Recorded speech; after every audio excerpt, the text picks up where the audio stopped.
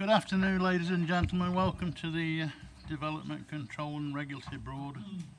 This day, Wednesday, the 18th of December 2019. Membership of the committee today, Mrs. Seaton is taking the vacancy that's on this committee this afternoon. Otherwise, there's no change to the membership of the committee. Item number 1 is minutes of the meeting held on the 14th of November 2019. If there are no comments or questions on that, if someone would like to move it. Moved by Tony, seconded by Dennis. Thank you. Item number 2, question time. We have no questions. Item number 3, questions asked by members. We have none of those either.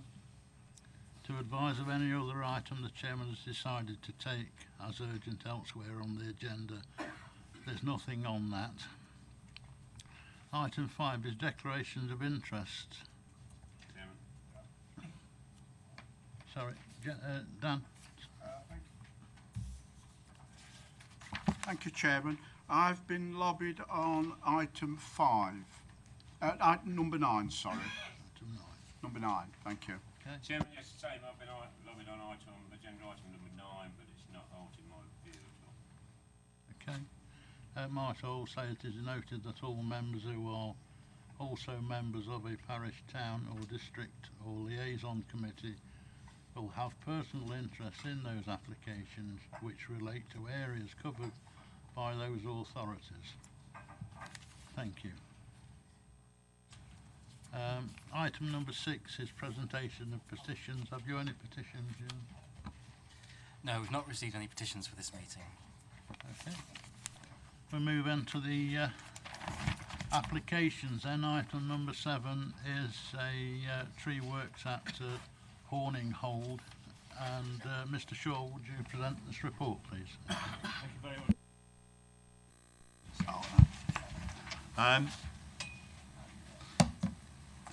This is an application by Mr. Presland of Brook Cottage, Hallerton Road, Horning Hold, to fell a Douglas fir T2, a Portuguese laurel T4 and a yew tree T7, and crown reducer sycamore T1 by up to 2 metres and crown raised by 3 metres, and similarly crown reducer yew T11 by 2 metres and crown raised to 3 metres, and in addition to crown raise a beech T6 to 6 metres and raise the crowns of 3 yew trees to 3 metres. The original proposal was to fell the sycamore T1 and yew T11, which has now been amended to crown reduction, and to the proposal to fell 2 Lawson cypress trees T3 has also been withdrawn. The Harbour District Council have withdrawn their objection to the initial proposal, and similarly Horning Hold Parish Council have withdrawn their objection to the proposal, subject to condition that 3 trees are planted as replacements, and that the applicant proposes no further changes to the application, and that the trees are marked prior to the commencement of the work. There were also 7 objections from local residents who have been informed of this meeting, and I've had no response back from them. The reason for the application is that the Douglas fir tree is in poor condition with a limited life expectancy. That's this tree here.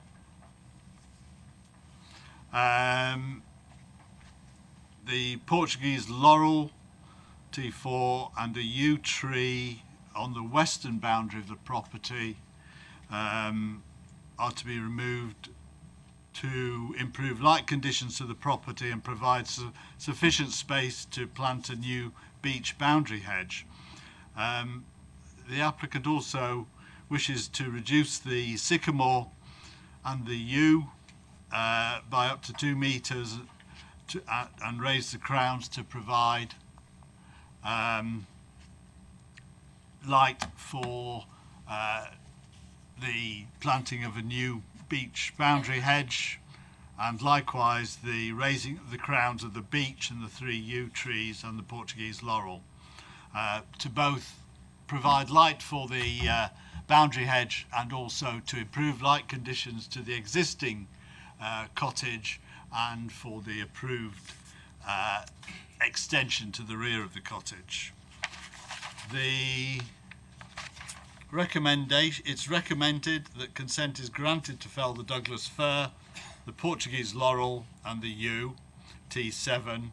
Crown reduce the sycamore by up to 2 metres and crown raised by 3 metres, similarly the yew, T11, and to raise the crown of the beech, T6, to 6 metres, and the 3 yew trees to raise to 3 metres. And that prior to the commencement of the approved works, the trees are marked and then inspected following the tree work operations. It's also recommended that there is a condition to plant 3 replacement trees of suitable species, such as beech, oak, hornbeam or wild cherry in the next planting season. Thank you very much. Thank you. Thank you, Mr. Shaw. We have a speaker on this item, Mr. Philip Presland of Brook Cottage. Are you here, Mr. Presland? Oh.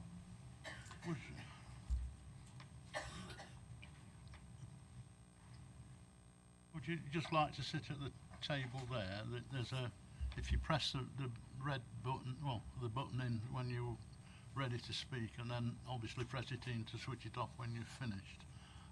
When you finish speaking, if you'll just remain there, just in case any members want to ask you questions on what you've said today, not on the application, just what you said today. So please begin when you're ready. Thank you. I'm quite happy to speak without the microphone. No, it'd be better if you... It needs to be on the webcast. Needs to go on the webcast, see. Thank you. Does that? Okay. Well, thank you very much for giving me the opportunity to speak to you this afternoon regarding this application. It's been a very long process for us, where the application originally was made in April, and due to the nature, there were several complaints or objections against it, some from Harbour Council, some from the local residents, some of it to do with the fact that there were still some planning conditions to be dispersed, which we indeed dispersed with the help and discussions with Mr. Shaw to ensure that whatever we were doing was not outside the realms of what we should be doing. The original application to remove the sycamore, and I should just stress that some of these trees are actually owned by our neighbour, Mr. Peter Webb of Horninghold Hall, and he is absolutely in full agreement with the work that we wanted to do and in the work we are looking to do here, subject to your approval. Very important that we gained his permission, obviously, but the main problem we had with the sycamore tree is not so much just the light, but it is heavily overgrowing the property. This doesn't actually give the full effect, but the branches of the sycamore come over the cottage considerably, and in my view, the tree itself is planted on a ridge between the two properties, some 1.5 metres high and perhaps 3 to 4 metres wide, and it's quite acute. And our concern is that the viability, as these trees get bigger and bigger and bigger, the danger becomes to the actual existing cottage. However, we've taken the advice, and that is to reduce this down, which will obviously help to alleviate any problems of this nature. And that's why the application is to reduce this one, and this tree on this first edge is the actual yew tree regarding reduction as well. As for the other trees, it's mostly to do with the fact that a new hedge needs to be planted through, along with some new trees. You're not actually seeing the planting plan, but where the existing laurel is, there is to be a new liquid amber, and where the existing yew that's coming out is to be planted a cherry tree. The whole plot, as part of the planning condition that we had, which was to submit a landscape architect's hard and soft landscape drawings, we are actually planting in excess of 70 native trees. which is all to do with the fact that we are strong believers in the environment, and we feel that the garden at the moment is lacking in some nice planting. Some of the trees that have been taken out, which you can see on the application in the past, have been due to poor condition, splitting of the trees as they've grown from something like 1 metre high. There is an issue for us in Horninghold, is that because it's a village of national interest or English heritage and interest, and in 1905 was remodelled and developed, including planting, by the Hardcastles, there seems to be an absolute reluctance to do anything about the planting. Now, with our planning permission, we had to submit a heritage statement which went back to the days of 1931 when the property was first sold from the main estate there. And then we have a number of photographs of the property and its surrounding areas. And at that time, there were no trees, or if they were something like 12, 13 inches tall. Over the years, they were initially heavily planted, and over the years, nobody has done anything about management. And so what we now have is a tremendous problem with a number of very large trees very closely planted together, and they are all struggling. And especially this sycamore is one of maybe a dozen trees in an area less than this between the desks. And some of these may be 40, 50, 60 feet in height, all struggling for light and struggling for moisture, as and when we have dry seasons. That was very obvious last year when we had the droughts. Our view is to maintain our trees, and I know that Mr. Shaw will confirm that we have spent a lot of time and money developing and taking out our existing trees to where there's dead wood or like something that's detrimental to the tree, to try to bring them into the best condition we possibly can. And I think 18 months, 2 years later, it's quite evident in the trees that in the existing garden at the moment. They are flourishing. This side of the property is very heavily planted for Horninghold Hall, and they are struggling and have been struggling for some time with trees coming down in high winds. And at the moment, where T4 is our garage, and there was a large conifer tree that's broke in the last winds because they've grown up very tall and very narrow. So in high winds, they're like whips. Conclude, Mr. Preston. We really need you to conclude. Your Okay. 5 minutes is So gone. basically what we're saying, hopefully this will meet your approval. I will conclude on that point. And so thank you very, very much for your attention. And if there are any questions, I'm happy to answer. Okay. Are there any questions for Mr. Preston? No, Mr. Preston. You can. Don't forget to report Mr. Galton's comments. Pardon? Mr. Galton's comments. Yes, I'm going to come to that. Are there any comments from Mr. Galton? Yes, I've spoken to Mr. Galton this morning, and he informs me he's in support of the officer's recommendation as it stands at the moment. He says he would have been concerned if the original application was proposed to be approved regarding the felling of T1 and T11, but as it's only to crown reduce those, he's happy with what's being proposed at the moment.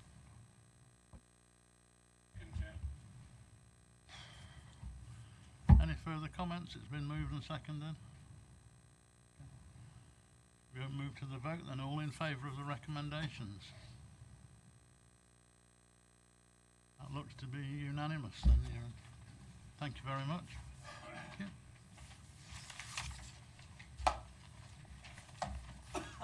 Thank you, Mr. Shaw. Thank you. Move on to agenda item number 8, which is the anaerobic digester at Green Lodge Farm, Pickwell, Melton Mowbray. Peter Bond, you're going to deal with this. If you would present the report then, please, Peter. Thank you, Chair.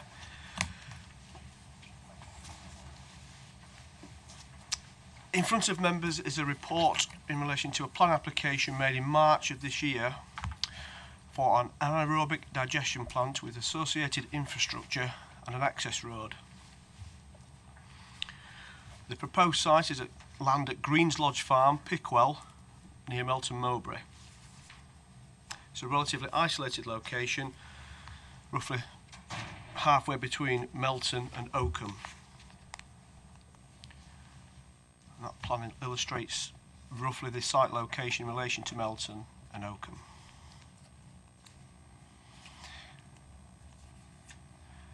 There's an aerial photograph here with the application site down to the bottom here. The members can see that's adjacent to an existing farm and AD plant at Belmont Farm. And the land in red is land that's also owned and farmed by the applicants, which is a Mr. Simon Hazard and a Mrs. Sally Ann Hazard. A bit more detail on the application site here. Members will note that there's a long access road off Stygate Lane that comes southeastwards and southwestwards towards the development site, which is where all the actual built infrastructure will go. There's quite a lot of built infrastructure, and paragraph 13 of my report sets out exactly what will be built on the site. The access is relatively close to the A606 Oakham Road, which forms a boundary between Leicestershire and Rutland. All the traffic associated with this plant would not come through Pickwell, which is to the south-west, and would turn right out of the access and left in.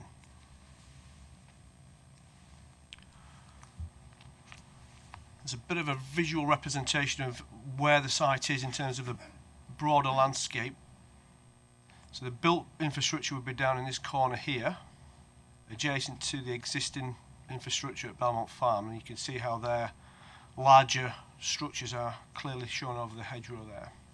So the access road would come down and across here.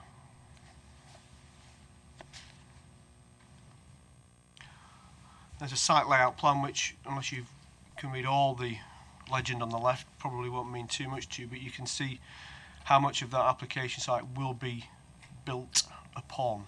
So there's quite a lot of structures, buildings, silos, etc. to go on the site. And there's a few side elevations for members to get a bit of a feeling for the size and bulk of the units to go up. So there we go. So the proposed AD plant, before I go ahead, members, the report in front of you is not seeking a resolution as to whether you're going to approve it or refuse it, because the applicant has appealed the application on the grounds of non-determination by Leicestershire County Council. So, because of that appeal that's been lodged, what members will be asked for is a resolution as to what they would have done at this meeting had the application not been appealed and been brought before you. So, as you'll see in the recommendation later on when I get to that, it's a request to advise the planning inspectorate what your thoughts are on this application, whether you think it's good or bad. So the AD plant that's been proposed would process pig slurry, chicken litter, grass and straw, and the outputs from the plant would be some renewable energy that would be used entirely within the process, solid digestate, CO2 and biogas. The construction would involve numerous buildings and structures, which I've tried to identify best I can on the screen, several of which will be at least 14 metres high. And as I said, in paragraphs 13 and 15 of my report, it sets out exactly what will be built on the site. Access will be via a new 850 metre long access road, which will be either concreted or tarmacked according to the application. There will be a loss of around 60 metres of hedgerow to create the new access, and possible impacts on footpath D68, which does run roughly parallel with the southern hedgerow, and I'll cover that in a bit more detail later. The throughput is proposed to be 49,000 tonnes per annum, consisting of 15,000 tonnes of slurry, which the appellant now states will come from the adjacent AD facility, which apparently, according to the application, is at capacity. So they would pipe it through from here to this site here, rather than having to take it on the road.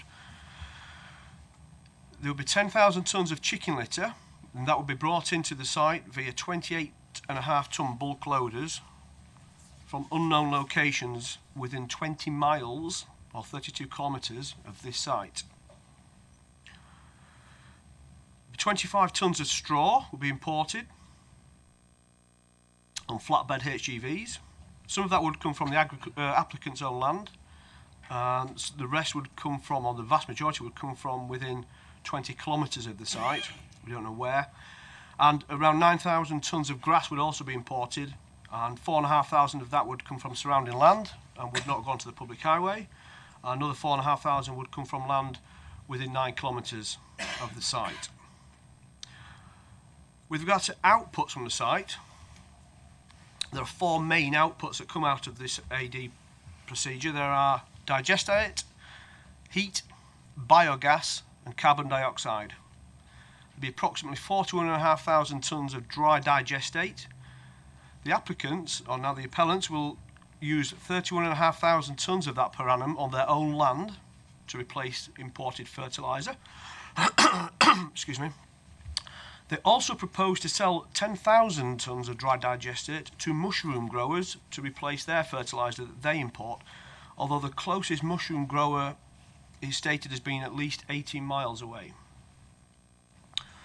Heat will be produced, and that will be solely used within the site to maintain the AD process. 5,000 tonnes of carbon dioxide will be exported from the site in 25-tonne HGVs. The appellants say that this will be used in the soft drink manufacturing process, although no end user has been identified, and the closest site is stated as being 35 miles away. Finally, biogas is produced, and the appellant states around 4 million cubic metres of biogas will be produced. This will be exported from site and would require around 10 HGVs a week to do so, and it will be injected into the national grid, although the actual location of where this injection would take place isn't stated. The whole process would lead to an employment of 5 full-time equivalent staff, and in terms of overall HGV movements, the Leicestershire Highway Authority concludes there will be an extra 13 vehicles per day on average using Stygate Lane between the junction of A606 and the proposed access.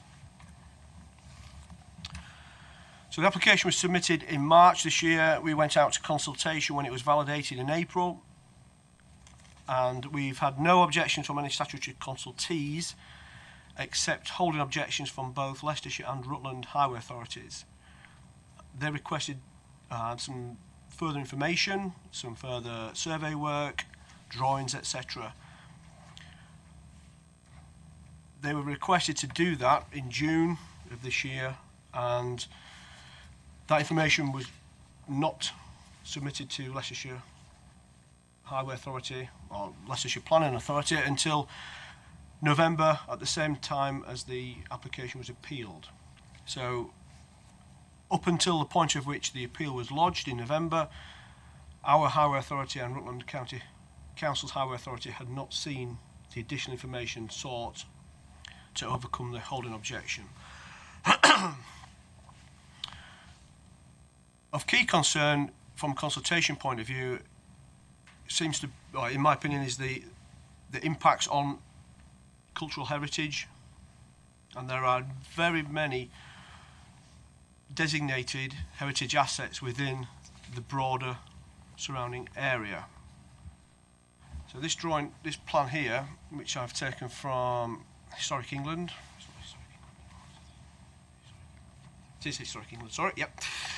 So each one of these blue triangles is a listed building or structure or of some varying degree of importance, either list grade 1, 2-star or 2. So clearly it's surrounded in the broader landscape by a great number of listed buildings, and the County Heritage Officer in his consultation concludes that there will be some harm to the setting of these listed buildings, albeit that harm will be what is classed as less than substantial. But members need to bear that in mind in terms of when we come to do the policy assessment later on. The Rights of Way Officer submitted an objection on the basis of direct impacts to footpath D68 and requested a diversion to that footpath. The appellants have agreed to that proposed diversion, and the rights of way officer is now satisfied that from a physical usage point of view that rights of way can be diverted satisfactorily to the south of the hedgerow, and she's removed that objection. At the point in which the report was produced, we had 49 letters of representation, all objecting to the proposal. Since then, at least 4 more have come in. They haven't raised anything new that isn't covered in the committee report, but basically they are raising concerns with regards to highway impact and safety, the junction with Stygate Lane and the A606, and again on impacts affecting the cultural heritage assets in the local area. So in terms of assessing the proposal against the development plan, policy W6 is the starting point. That is a policy specific to anaerobic digestion, and there's an in-principle support for anaerobic digestion, subject to it being located in an area that meets requirements of policy W5, or it's on land associated with an existing agricultural, livestock or food processing use with a close link to that use, and members need to bear that in mind when we come to assessing compliance and conformity with the policies and development plan. It's considered that the site does not conform to policy W5, as there must be a close link to an agricultural, livestock or food processing use. Whilst the applicant and now appellant seeks to utilise 15,000 tonnes of slurry from the adjacent existing AD facility, there doesn't seem to be any specific reason why they have to not extend that facility to accommodate the 15,000 tonnes. Rather, they seem to want to put in a brand new facility for 49,000 tonnes, bringing in material from a wide area of exceeding 20 kilometres, and the output, some of the output would be used on local land, and that's great, but a significant quantity of output would be exported for more than 20 miles. So I think members need to bear that in mind. There's no direct link to that particular site. It's in an isolated position, and on balance it's considered that there is no close link, and therefore the proposal is contrary to policy W5 and W6. In terms of whether there's an overriding need for this facility, the recently adopted Minerals and Waste Local Plan identifies a shortfall of only 650 tonnes per annum for AD processing, not 49,000 tonnes, so there's no clear overriding need to support this application in this location. A significant proportion of the outputs would be exported well outside 20 kilometres from the site, with no identified end user for the 10,000 tonnes per annum of dry digestate, the 5,000 tonnes per annum of CO2, carbon dioxide, and there's no identification of where the 4 million cubic metres of biogas would be injected into the national grid. Therefore, there's no clear and close link to inputs, outputs, and no overriding need for the use of this site for an AD plant. Policy DM8 relates to the protection of heritage assets and requires a clear and convincing argument to be made where an application will be detrimental to the significance of a heritage asset.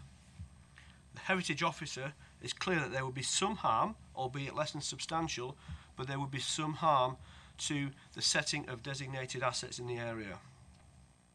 Members have to consider whether clear and convincing argument has been made for locating the AD in this location.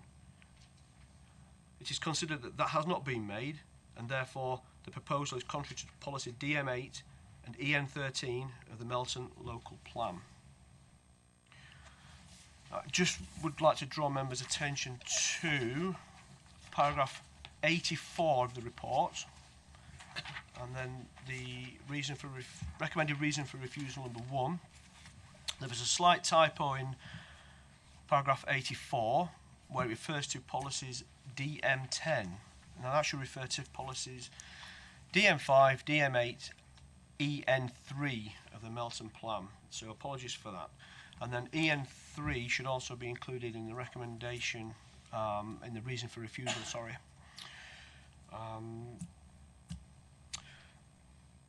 So it is my recommendation that the board resolves that the application being brought before them would have been refused had it been before them for determination for the reason as amended by inclusion of policy EN3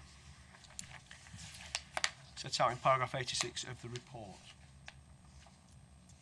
And I shall leave it there, Chair, if that's okay. Thank you, Peter. We have two speakers on this item. Mr. Jan McCourt from Northfields Farm. I hear, Mr. Court. Yeah. Could you...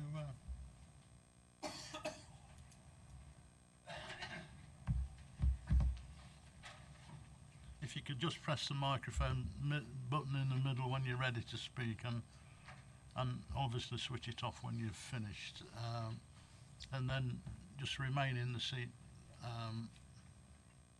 in case any members want to ask you questions on what you've said this afternoon, not on the application. Begin when you're ready. 5 minutes, Mr. My name is Jan McCourt. I'm the owner of Northfield Farm, which lies close to the proposed construction site. Flood zone analysis. The application site is in flood zone 1. Such zones are defined as having a 1 in 1,000 annual probability of flooding. The proposal has, however, considerable scope to add to the existing serious problem of flooding further downstream. The topography of this site and that of the land which runs from it towards the A606 draws rain inexorably along its natural fall by land and by stream, flooding the Whissendine Brook and forming a fast-flowing channel across the roadside field where Northfield Farm borders the A606.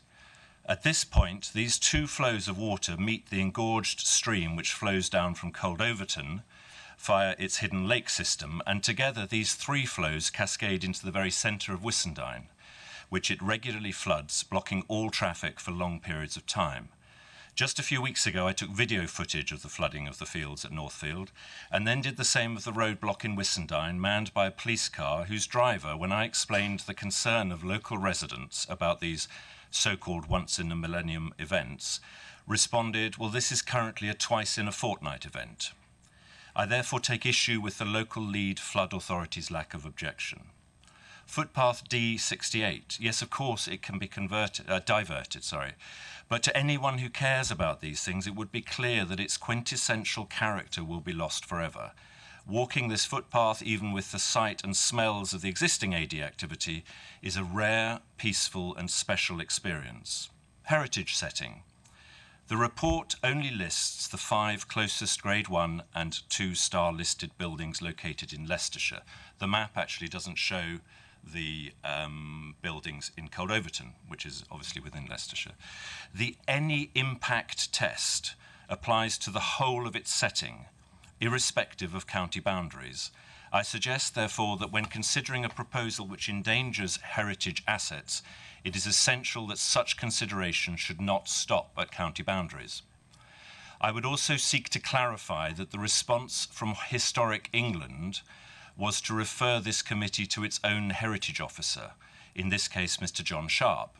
This, for clarity, is very different from any implication that Historic England's response should be taken as implying that there might be a view that no harm to heritage assets would be caused by the proposed development. It is Mr. Sharp's view that less than substantial harm would ensue. That form of words has a very specific definition which takes the effects of the development well beyond the territory of any harm. Screening.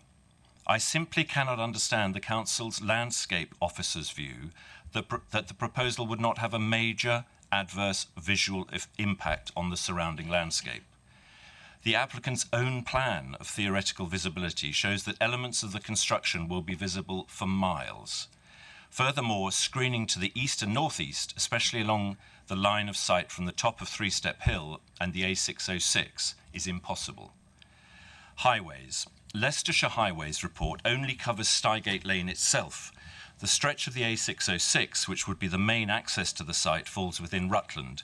It is notorious for accidents. I believe that the figures for the stretch from Langham to Burton Lazars over the last 10 years is 36 minor, 7 serious and 6 fatalities. Government policy. When I first heard about this application, I and others immediately feared that the argument of government policy might be deemed to override all other considerations. In fact, having researched this extensively, I now realise this is not the case. Government support for AD, as evidenced in its 2011 report and final update in 2014, is as a technology to generate renewable energy and process unavoidable food waste. It focuses on small-scale projects. The strategy also recognised the need to examine the impact of purpose-grown crops and their impact on food security, land use change, farming competitiveness, and wider environmental impacts such as diffuse pollution or habitat loss. The presence of the existing plant at Stygate Farm actually militates against the construction of another in the same location. Addressing the feedstock famine, which is actually a phrase that I've only discovered recently but has been touched upon by Peter Bond's report and his presentation just now. Concerns about feedstock availability for AD have been raised by a number of stakeholders. No matter how sound and worthy the AD technology, this particular project is simply proposed in the wrong location. Thank you. Is that it? Yeah, it's 5 minutes. Any questions for Mr. McCall? No. Thank you, Mr. McCall. Thank you very much. Thank you. The next speaker is Joe Orson, the member for Melton Wolds Division. Joe, would you like to sit in the seat? I'm sure you know the procedure. Thank you, Chairman, for allowing me a few moments, and I'll be very brief, actually. The Deputy Leader of this authority has always advised me that the Melton Wolds Division is the largest geographical division in the County Council and also the most sparsely populated one. And if Mr. Bond's presentation, that clearly exposed that sparseness in that particular area. There's around 130 residents live in Pickwell. 53 letters of comments have come in. Now, when you bear in mind some of those letters represent 2, maybe sometimes 3 people, that's a very, very large percentage return from 130 residents. So it goes to show the impact that this application has had on this very sparsely populated area. As in Mr. Bond's recommendation, he pointed out very clearly there will be an impact on 4 Grade 1 buildings and 1 Grade 2 building. These are valuable assets to anyone who values rural life, as we all know. I should point out at this moment in time, I notice in Mr. Bond's recommendation he mentions the Melton Local Plan. I am a member of that authority, and I'm in fact leader of that authority, so I should just make that clear for the record, although I will have no vote on this, so therefore it may be not an interest at all. Moving on into the report, I have read the report, and basically speaking, I'm very supportive of the recommendation at paragraph 861, because clearly it is in a greenfield site, clearly it is in a very, very rural location, very limited links. Interesting to me as a farmer myself is the amount of import that has to make this plant work, and distances Mr. Bond talked about were quite startling, actually, the importation and then even exportation of the output as well. Now that's bound to add to a very busy highway, not just on Stygate Lane, not just on the 606, but all over Leicestershire and maybe Rutland. I've mentioned the designated heritage. There will be what's called less than said substantial harm, but it is still harm, and it has to be valued. So I'm very supportive. It is a breach, as I can see, of all the policies Mr. Bond has recommended, and this is policies W5, W6, DM5, DM8, DM10, EN13, and also in breach of the newly created Minerals and Waste Local Plan and just as importantly, the Melton local plan, which is still less than 12 months old. That's all I have to say, Chairman. So fully supportive of the recommendation. Thank you, Joe. Are there any questions for Joe? Mrs. Seaton. Thank you, Chair. I just want to query one of the recommendations. Well, not query it, to have it more explained to me, please. The recommendation is to refuse. However, Mrs. Seaton, it should be questions. Oh, I'm on sorry. What Yeah. Joe has said this sorry. afternoon. Okay, no, nothing at this stage. Okay. At the next stage. Sorry. Thank you. Thank you, Joe. You have, mate. Thank you. We did have Mr. James Brown who was going to speak this afternoon, but he couldn't make it to speak. So we've circulated what he was going to say in an additional item, which everybody should have. So hopefully people have read it and digested what it said. Oh, Mr. Crooks. Oh dear. Do you?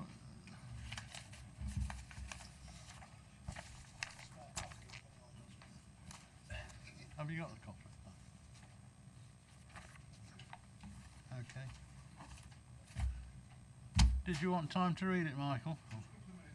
Okay, we'll wait for that.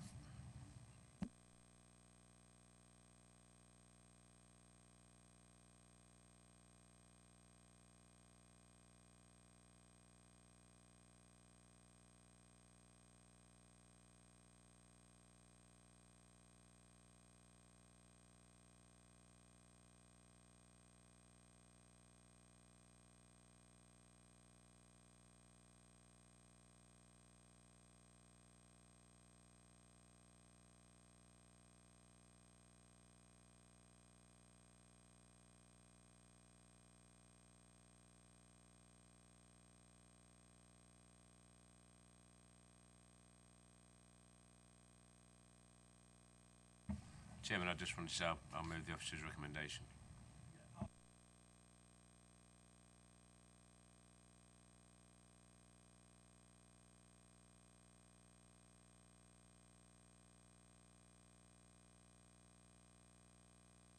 Nick, you wanted to.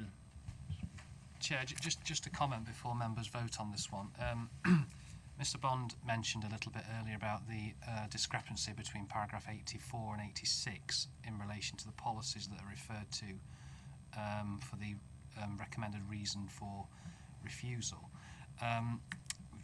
One of the changes that he referred to was the fact that policy DM10 is in paragraph 84 but isn't in the reason for refusal, and that is correct.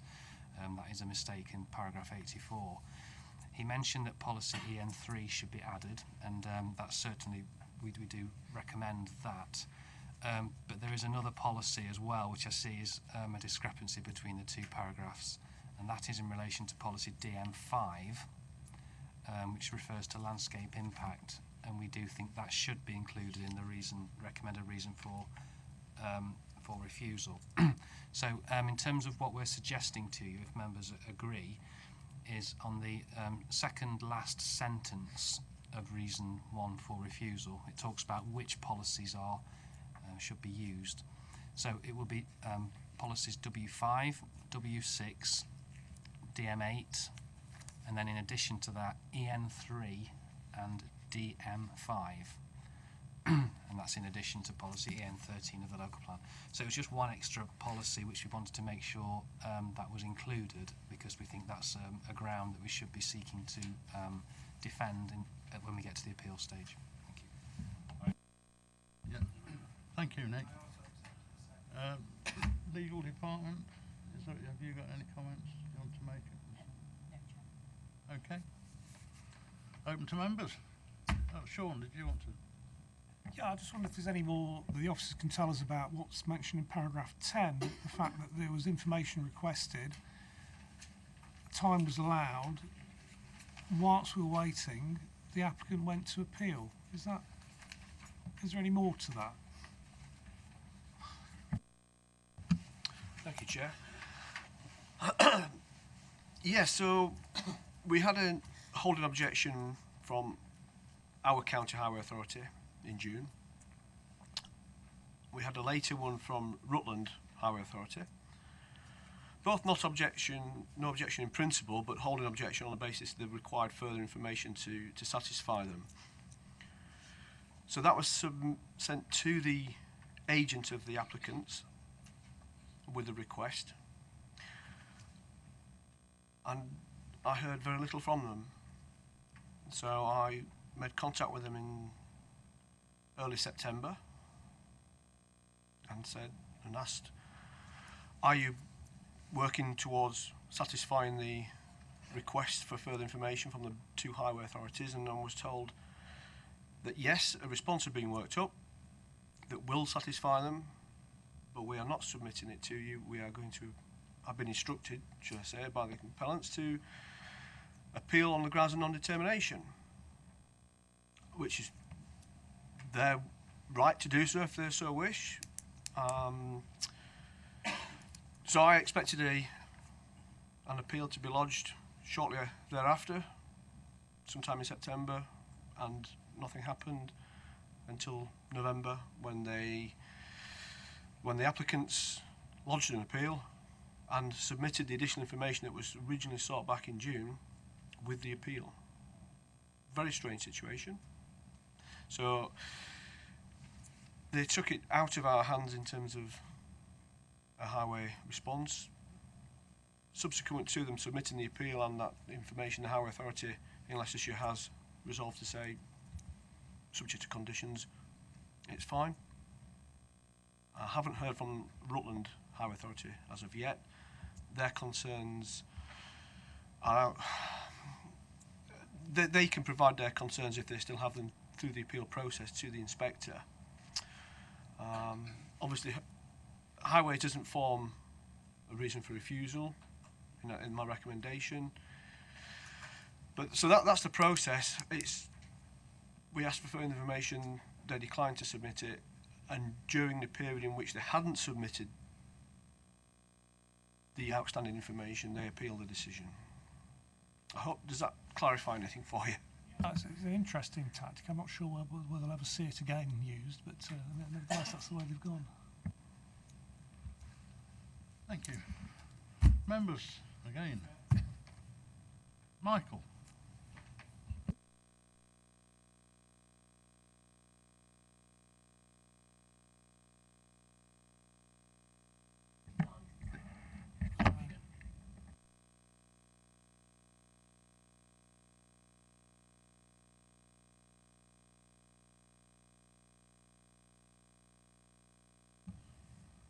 We're on.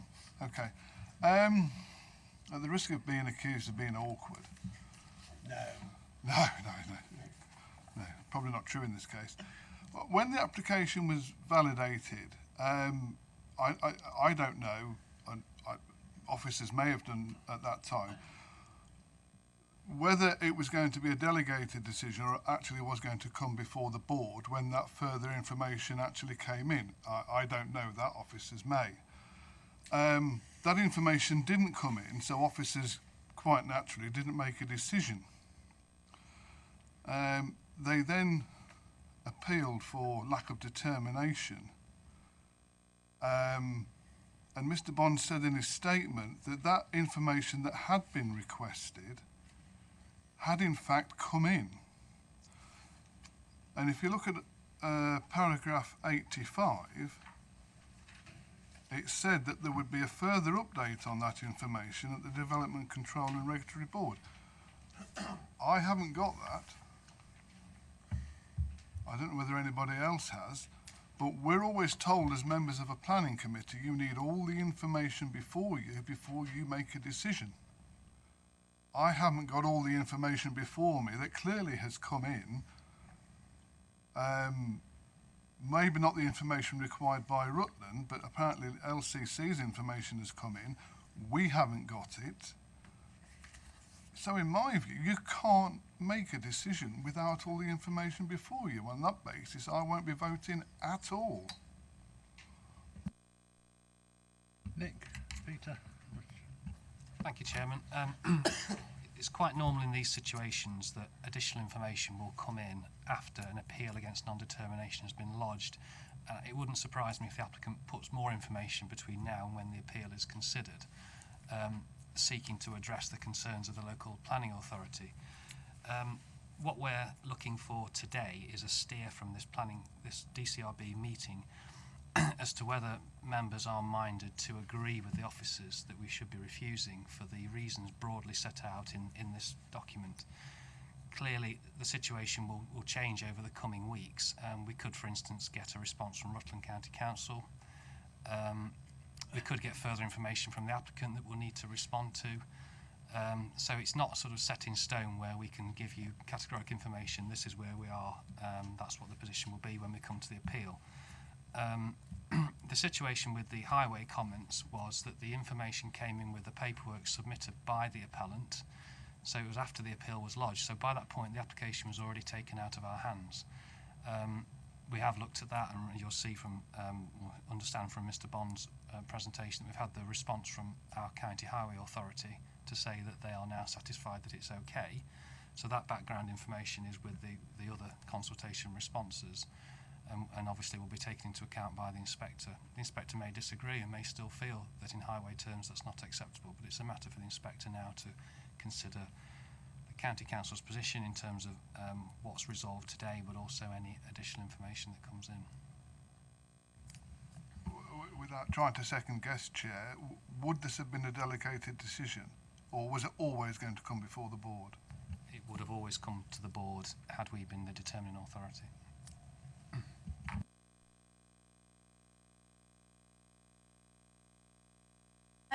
My comments were to not challenge, but to go to the recommendation for refusal.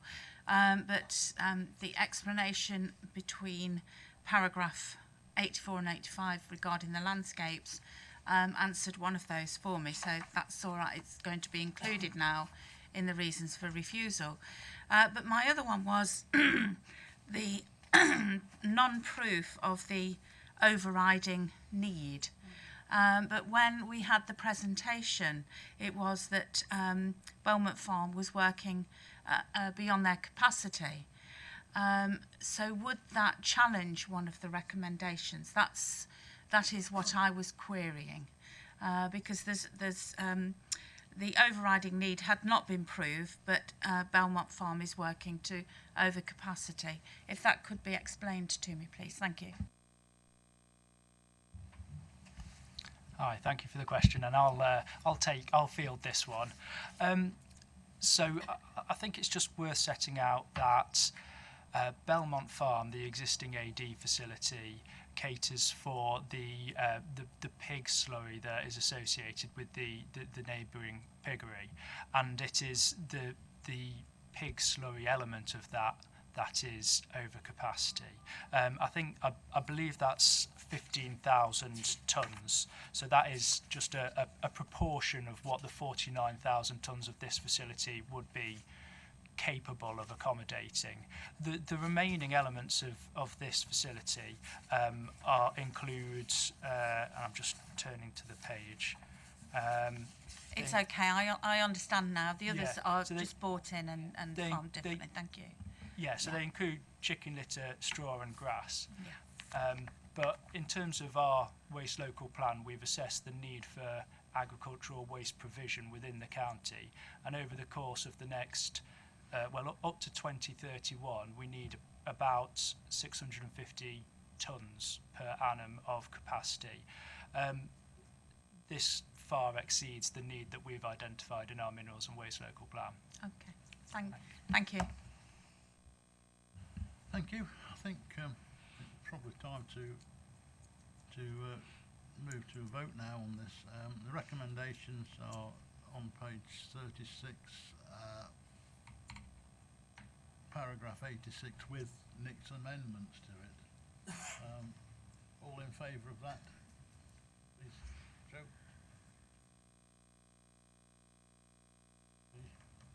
All but Michael?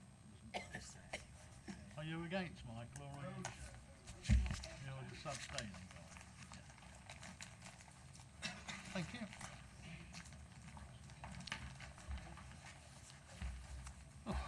Moving on then to agenda item number 9, which is the I even like those demolition of buildings and rebuilding at Smith's Crescent, Croxton Drive. Oliver, you're going to, when you come back, you're going to present this one, please. Thank you. Item 9.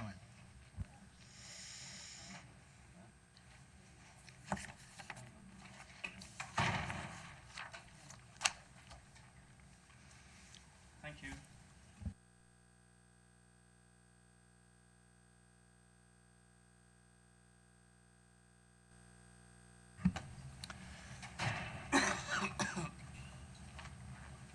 Thank you, Chair. This facility is includes the demolition of a number of residences and the construction of a care facility, which would include a number of one-bedroom flats, a house, some short break respite care facilities, and a day care facility. So the site lies in a residential area to the east of Colville, which is in the Green Hill area of the town. The site currently comprises a number of existing buildings over a series of plots that are located on Smith Crescent and on the corner of Smith Crescent and Cropston Drive. The southernmost property at number 44 Smith Crescent is currently operated as a 6-bed short break residential care home for adults with learning disabilities. The properties at 46 to 48 Smith Crescent form Hamilton Court, and that's a long-term residential care home. And 50 Smith Crescent and 98 Cropston Drive are managed by East Midlands Housing and occupied by adults with learning disabilities who are living independently with support. So the proposal is to demolish all of the existing buildings and to redevelop the entire site to provide a 6-bed short break facility, a daycare provision for up to 20 people, and 15 residential supported living units, 14 of which would be 1-bed flats and one of which would be a 3-bedroom house. All of these are for adults with learning and physical disabilities. The proposal includes an increase in the off-road parking spaces from 8 to 23 and the provision of 8 cycle parking spaces. The development would be phased so that 50 Smith Crescent and 98 Cropston Drive are demolished first, and the short breaks and 9 supported living units are provided. So this northern part of the development would be developed first. Then once these have been built, the remainder of the site will be developed, allowing for reduced disruption to the service. The development would be a combination of single and 2-storey buildings. Buff bricks, grey roof tiles and solar panels and cream rendered dominate the external facades, with aluminium frame windows and aluminium doors, both finished in grey or white. And you can see the 2-storey buildings are at the road frontage, with the single-storey building to the rear of the development. And that's an indicative aerial view from the northwest, and this is the indicative aerial view from the other side, looking from the southeast. Current employee numbers are 11 full-time employees and 33 part-time, and the proposed employee numbers would be 8 full-time and 23 part-time.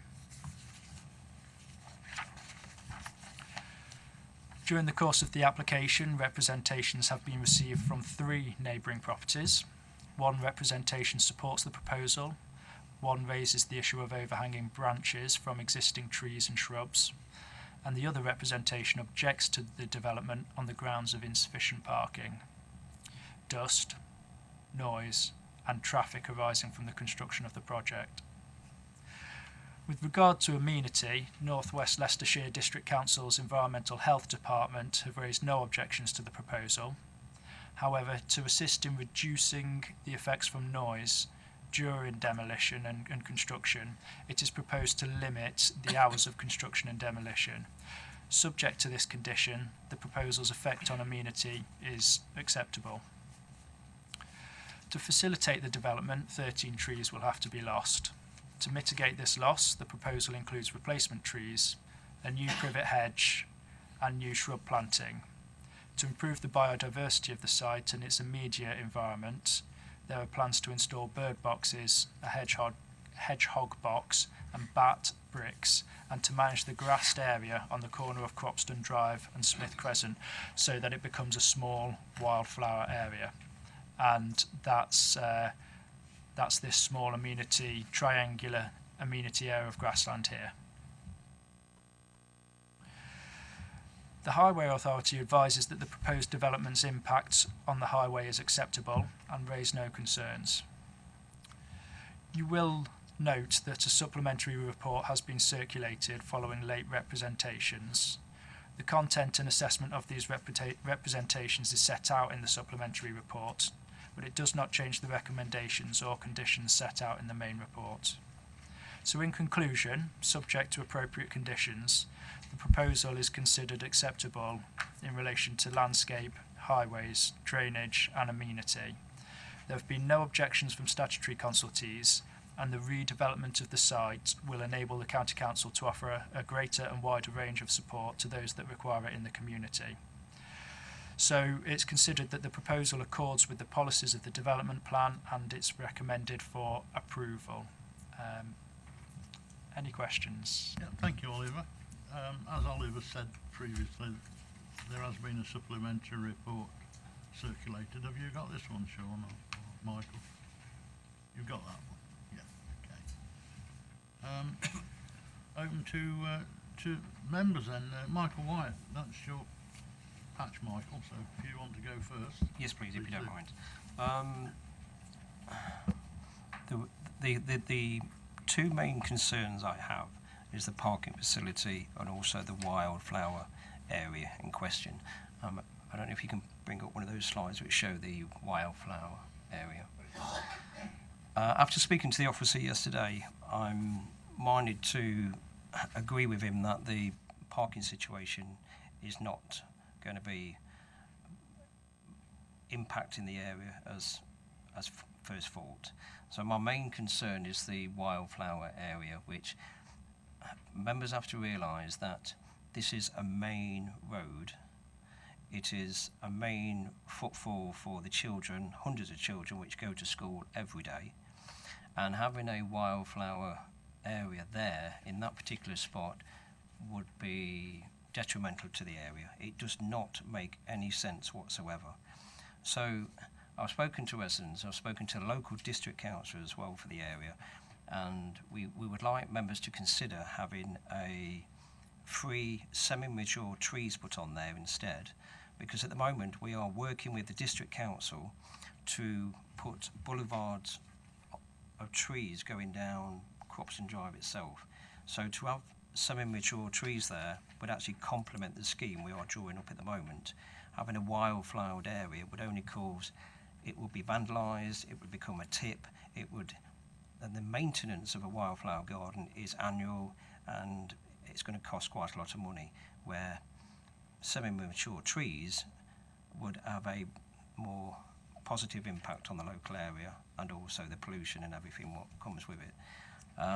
So I'd like to move an amendment, if possible, that 3 semi-mature trees of a suitable species be planted on the grass verge in question. If that's possible, can I move this amendment?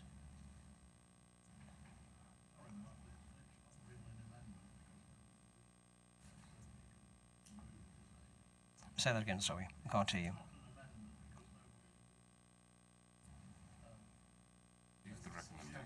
Recommendation.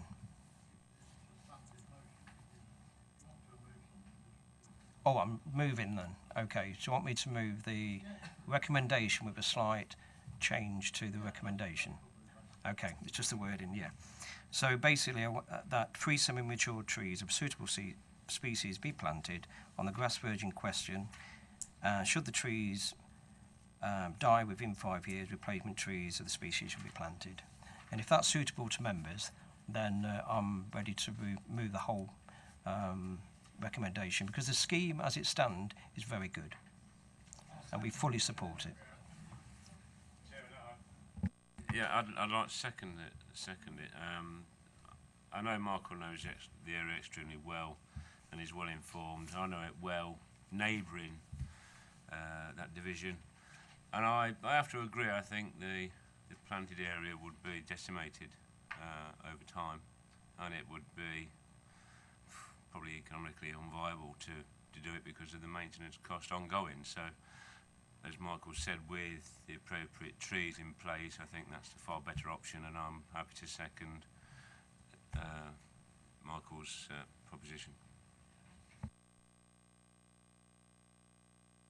Yeah, I'm happy to support that. I mean, these wildflower areas, they're a nice idea, but they do attract litter, can attract dog fouling, and they can harbour ticks, which if you've got passing pedestrians is really not a good idea. So I think that on this occasion that's not the right solution for that bit of ground there.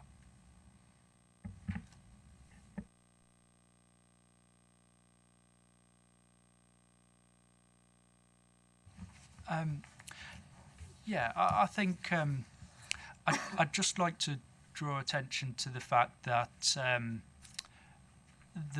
the positioning of trees on the corner is not something that's been assessed by the Highways Authority. So there could potentially be implications to visibility on that corner by putting trees there, and I would suggest that it's something that it would be useful to have their comments on, because they may recommend that it's not something viable, or it could potentially have safety implications.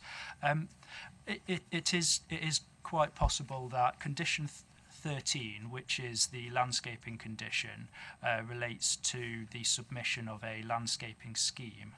That condition could be amended to make reference to the triangular plot of grass, and the landscaping scheme can be widened to include that, and then we could also have an informative which is not a condition, but it recommends that the landscaping scheme includes trees on that plot, subject to consultation with highways, and I think that would help to address that matter. Yeah, thank you, Chairman. Just to come back, the actual area in question, there is a lot of space there, and I can't see any reasons why you wouldn't be able to fit some trees, especially further back on the grass verge itself. But the main point I'm trying to make is a wildflower garden there would be horrendous. As long as that's taken away, you know, if we're not allowed to have trees there, because having a wildflower garden, it's just going to cause more problems than it's worth. It's just going to look terrible. And it's going to get vandalised, and it will just be, it's just going to keep coming back to bite you.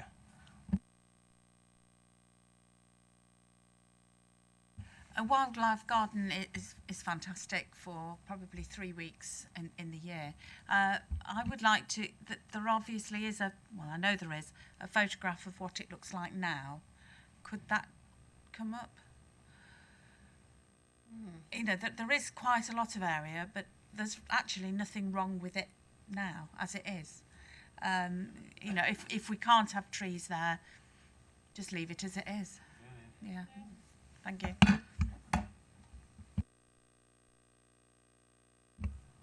Have we... Mr. Gamble. Thank you. I've got another question. You mentioned aluminium windows. Is that the sort of windows we use nowadays? I thought they would throw back to the 50s and 60s, which terrible condensation. And I just want to know why officers are going along the line of aluminium windows.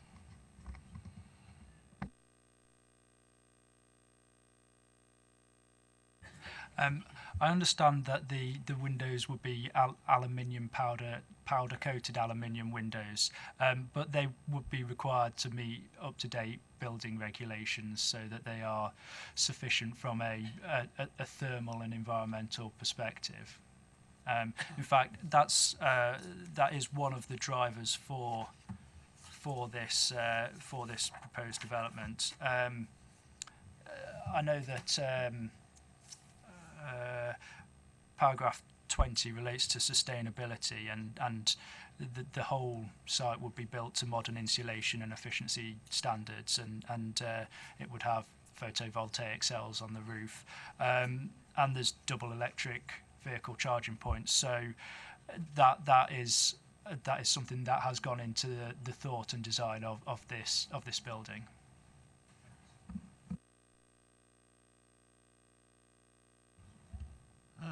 Right, thank you.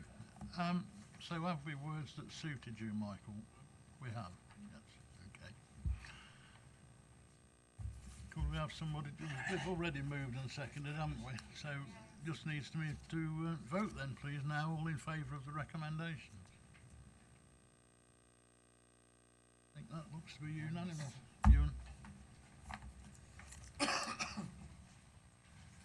Thank you. Item number 10 then is application by Leicestershire County Council to move some soil from one area to another at Airfield Business Park, Leicester Road, Market Harborough. Nick, I know you're dealing with that. I am, thank you, Chairman. So yes, this is an application to relocate a stockpiled area of material and to level it over the next phase of development within this business park. So the site itself fronts onto Leicester Road, so to the south, that's the route into Market Harborough. So a prominent location next to the Innovation Business Centre, just to the north, off the new roundabout that's been constructed. The area to the side of the development site is allocated for housing development. So the business park split into 4 zones. Zone 1 and 2 are substantially completed now for employment purposes. The material we're referring to is predominantly within Zone 3 and slightly overlaps onto Zones 1 and 2. Zone 4 is the area, obviously very prominent in relation to Leicester Road, but it's relatively level, but it's vacant at the moment, and it's used for the grazing of horses. So the proposal is that the material will be relocated and levelled onto Zone 4, and the second element of the proposal is to provide some fencing that would enclose both Zone 3 all the way around and then to the rear of Zone 4 itself. You'll see from the report that there's 5,800 cubic metres of topsoil and 9,600 cubic metres of clay. So the clay would be brought onto Zone 4 first, and then the topsoil will be added to the top. The overall ground levels within Zone 4 will be raised by approximately 1.6 metres, and that will create a level plateau for the completion of the business park development within Zone 3 and 4. Those elements will be subject to a future planning application that's not been submitted or approved yet.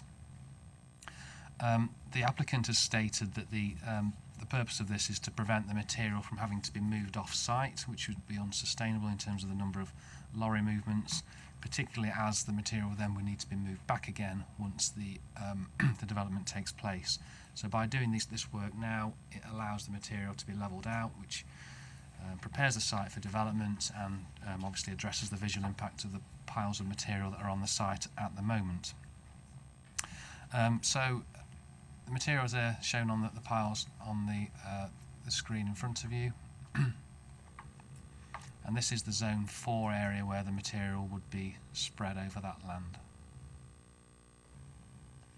So the second element of the application, as I say, is the fencing. So there are 2 elements to this. First of all, 2.4 metre high black paladin fencing, and that will be enclosing Zone 3. So just go back to that slide. So that will be enclosing Zone 3. And then the second element of the fencing proposal is for some 1.8 metre high green paladin fencing, and that is shown as existing on the Leicester Road frontage, which you can just about see on that image, and that will be located to the back of Zone 4.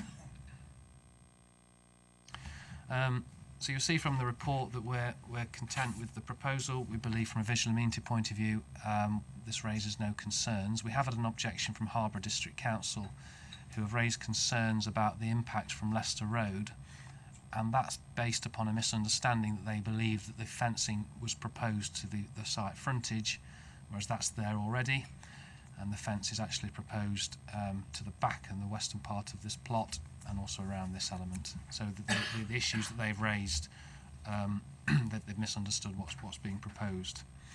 The drainage is satisfactory, and any future development for employment will be subject to its own drainage scheme, but the proposal doesn't raise any concerns in relation to drainage. You'll see that there's conditions recommended on page 63, and on that basis we're recommending approval. Thank you, Chairman. Second, Chair. Thank you, Nick. Members, been moved and seconded, all in favour?